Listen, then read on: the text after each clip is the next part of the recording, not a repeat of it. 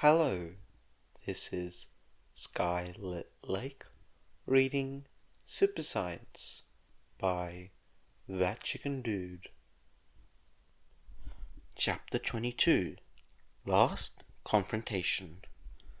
"We are so sorry for what happened, truly," Nezu exclaimed while bowing on the floor with the other heroes as all three of them attempted to make Bakugo bow, all before a very angry-looking Egon. Next to him, in a smaller seat, was Izuku, who was trying to look away from them, while Egon looked down on them with a repressed expression of rage. The result of all the drama was 2 destroyed doors, damaged walls, a wrecked office, and a battered-up Bakugo. Egon drummed his fingers on the desk and he asked, "Oh, and just what exactly are you sorry for, The destruction of my property, or the harassment and attempted assault of my employee, who just happens to be the vice president of NIP?" "All of it. We're really sorry," President Mike told him. "No, I'm not!" Bakugo yelled while ripping his head up, only to have it slammed back down into the floor by the 3 adults. Egon glared at the teen and told him, "Just so you know, I'm about 2 nerves away from making a police report and having your self-entitled ass arrested for what you've done. I have cameras everywhere in this facility. Do you think you'll get away with this? Then try me." "Shut up!" Bakugo yelled back in defiance. "Is that all you can do? Scream, curse, and attack? You're not a person. You're just a wild animal. Though I shouldn't say that since that's an insult to wild animals," Egon yelled at him. "Why you?" Bakugo tried to defy him again, only to have his face smashed into the ground, all while Eraserhead hissed, "Bakugo, shut up!" "We are truly sorry for his behavior," Vlad King apologized again. Egon then stood up, put one foot on his desk, and pointed a finger at the boy, exclaimed, "I don't want to hear an apology from you. I want him to show he's remorseful for his actions and beg for my forgiveness. But so far, I can't see him capable of such things." Bakugo growled as he tightened his fists, shot up to his feet, and demanded back, "I won't say shit until I get some damn answers."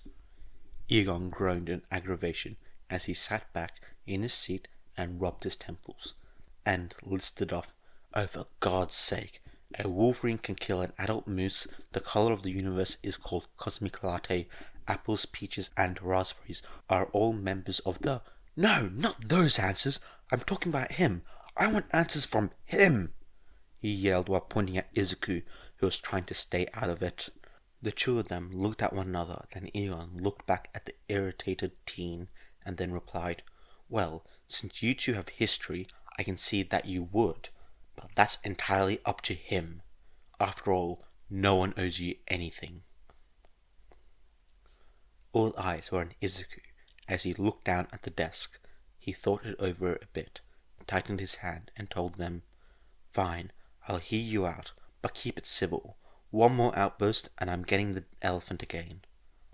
Before Bakugo could go off and do anything else, Eraserhead pulled him close and whispered, "If you mess this up, it'll be your fault. I'm warning you now, we won't help you." Bakugo surprisingly calmed down as he sat on his chair by the desk with his anger under control.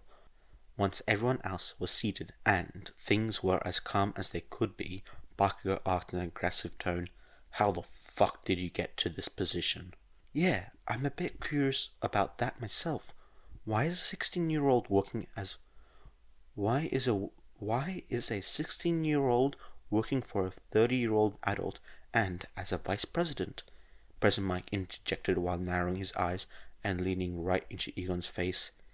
Egon twisted the man's nose hard, making him back up, and Vlad King asked seriously, "Is this even legal?" Egon sighs and assures them, "Yes, it's legal. Izuku has every possible credential he could need to work for me legally. On that note, he's the main reason this place could even be made at all. I might run things, but he's the real brains." "We're gonna need to see some proof of these credentials," Eraserhead stated. Egon sighs and makes a hand motion to Izuku. The teen leaves the room and comes back a few minutes later and sets a framed degree before them. All the adults look down and their eyes widened in shock. "Whoa, an honorary degree!" President Mike exclaimed. "It's legitimate if you weren't sure," Egon told them with a smile. Bucko was the most surprised of them all as the wheels began turning in his head. Once he finally figured it out, he looked at Izuku and asked, "Is this what you were doing all along?" Izuku looked away and refused to elaborate, feeling as though he didn't deserve confirmation from him. Except for Egon, who stated, "That's right, Bucko. In your last several months of schools, while you were stomping around acting like the big man you think you were, Izuku was working his ass off to get certified and work with me to get this place off the ground, and all right under your nose," he told him while booping his nose. "You little..." Bakugo began to raise his voice. "Bakugo!" Egon loudly warned him, causing Bakugo to clam up. "Seriously, kid, what's your deal anyway? Sure, he managed to accomplish all this under your nose in such a short time, but why is that such a problem for you?" President Mike asked the angry teen. "Because someone like him shouldn't be able to accomplish this ever, especially with what he has, or rather doesn't." Bakugo finally exploded while pointing a convicting finger at the green teen. Egon raised an eyebrow and asked, "You really are an angry little shit, aren't you? Nothing in life will ever make you happy, and you'll just be bitter till the end." To which Bakugo growled at him. "Are you talking about his quirk? Is that what this whole thing is about?" President Mike asked aloud, trying to figure out the reason, and upon seeing the teen's strange expression at his guess, he asked, "Don't tell me you're under the notion that a quirk should match the job they do? I mean, what's wrong with it? Is it something useless like, I don't know, a crystal creation quirk?" At that moment, Egon, who was holding his coffee mug, broke it into several fragments as crystals began to grow out of his palm. Seeing this, President Mike turned down his insensitive joke and said in a small, shameful voice, "Oh, sorry," earning him a cold-eyed glare from Egon's strange eyes.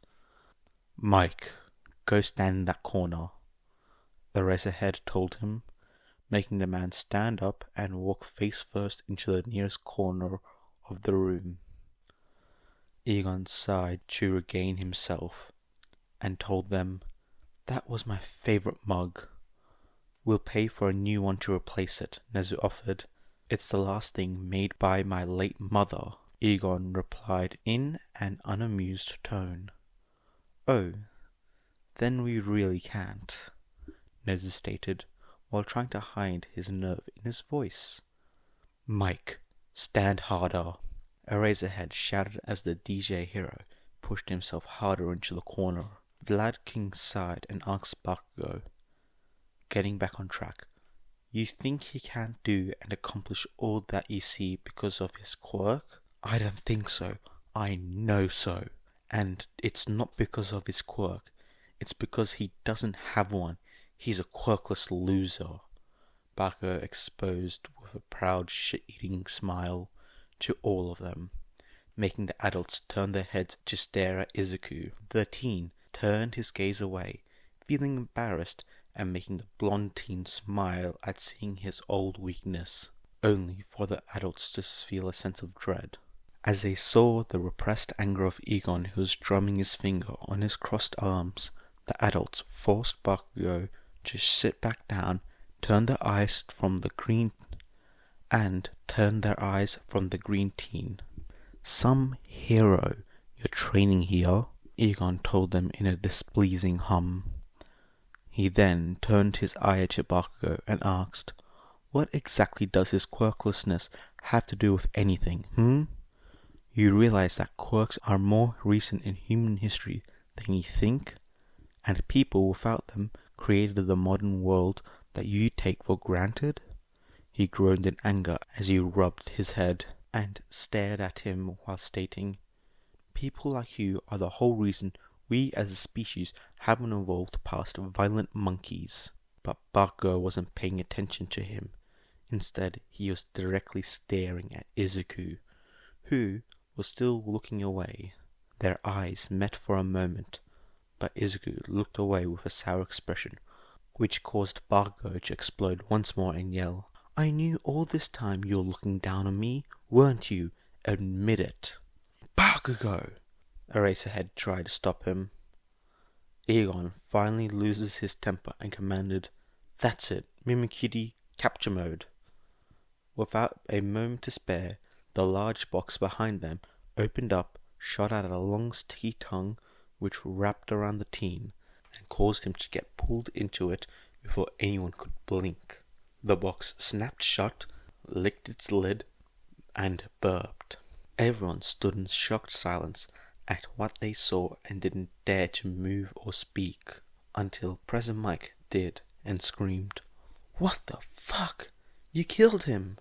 After getting the ringing out of his ears, Egon assured him and explained, "Calm down, he's not dead, just imprisoned. It's no different than stuffing him in a locker." "That thing is alive? It had teeth and everything. How is he not dead?" Vlad King exclaimed, looking ready to fight the box. He'd only be dead if he was there for an hour," Egon told them nonchalantly. "An hour?" exclaimed. "Then he'd be nothing but bones in another 3, Egon explained once more. Bones? Mike stammers out in fear. "If you're gonna continue to repeat everything I say, then we'll be here all day," Egon tells him, already fed up with the gag. After he goes silent, Egon sighs and commands, "Mimikyu, eject." The box listens and regurgitates the blonde teen into the floor, causing it to cough a bit before returning back to normal. Bakugo lays in a heap on the floor in shock and a seemingly unresponsive state. As Vlad King and Eraserhead go to collect him, Egon leans towards Nezu and tells him, "Listen, Nezu, I don't have the time or patience to deal with things legally, so I'm gonna make it real simple for you. Go collect yourself, your students, and that half-wit, egotistical future villain you're training and gearing up to legally kill, and get the hell out of my laboratory." Nezu bows before him again and says apologetically, "We understand. We'll compensate you for the damages. Again, we're very sorry." Egon turns away to speak to Izuku as the heroes scrape Bakugo off the floor and make their way out of the office. However, the already open automatic door slides shut in their face. Taking a moment to wait, thinking it was a sensor or timer, they realized it wasn't, which Pres Mike brought up and stated, Professor Egon, you've made your point. We're going." "What?" Egon asks while turning around in his seat. "You can unlock the door now," President Mike told him nicely. Egon got up from his seat, marched up to the door, and stated irritatedly, "It's not." When he realized the door wouldn't open, he dropped off by saying, "Locked?" He then tried several methods of getting it open, but when it didn't, he had to use the manual security code to get it open. When it finally did. Scratching his head, he said, confused, "I didn't do this." But before they could question why this happened, red lights filled the room with a loud siren, striking their ears. "Warning, warning," sounded off a pre-recorded voice over the speaker. What's that?" Vlad King asked, over the loud sirens. "The security system. Something has set it off," Egon shouted as well while entering the manual shutdown code. Once the alarm stopped blaring loud enough to split your skull, Egon took the mic for the PA system and announced, "Attention everyone, please make your way calmly to the auditorium. This is not a drill. I repeat, this is not a drill." After a few minutes, everyone in the lab had made their way into the huge empty auditorium. With the pro heroes and a slimy Bakugo, they were all talking very loudly over one another in a full-blown panic. The pro heroes and the staff of the lab were trying to get the young heroes under control, but that only seemed to make them panic even more, until the echoes made the already empty place even louder than before. At this point, Egon jumped into the stage with Izuku to attempt to grab their attention. "Everyone! Everyone! Everyone!" He tried to shout over them, only to get tired of this and yelled as loud as he could, "Quiet!" When that didn't work, a gunshot rang through the area, causing everyone to shut up and duck their heads for cover. When they looked up, they saw Hatsum holding a shotgun in the air with a hole in the roof of the auditorium. Cho yanked the gun from his hand and glared at the smiling man.